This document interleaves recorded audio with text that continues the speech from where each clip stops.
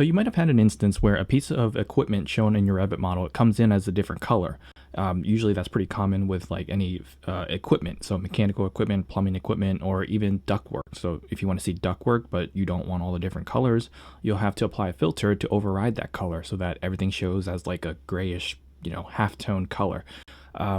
With all the colors that come in, it's very distracting because if you print it in color, they'll have all little, blotches of blue and green and magenta everywhere, and it's hard to focus on the content of your drawing. So today, let me show you how to make a filter that covers the colors and makes them all like a gray background, which is probably what you want.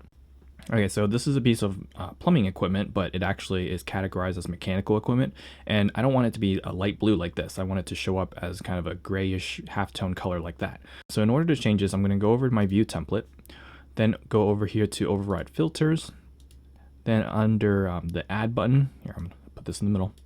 So over here under the add button, I'm going to add a filter. So I already have a mechanical filter created, but if you don't have one, then come over here to edit. Then over here, you can create a new one. So just type in here, you can do, here we'll call this, plumbing equipment. We can define that. So now I have a plumbing equipment and a mechanical equipment. However, since I know that it's actually a mechanical equipment, I can actually select the same thing. So under this drop-down list, I'll go over here to mechanical equipment. Here we go. And then, you know what? As a further, future proof, let me do plumbing equipment too. So if I type P, it jumps down to P. Then over here, plumbing fixtures. So I'll select mechanical and plumbing fixtures and apply that to basically my entire drawing. I want everything to show up as like a halftone gray. So you can add rules, like if you wanted to only select things in a certain work set, but in this case, I want to select everything. So everything that is a mechanical or plumbing fixture, that is. So I'll hit OK. Then over here, you'll have to select the new filter that you picked. So I'm going to pick plumbing equipment, hit OK, and then now plumbing equipment comes up under filters.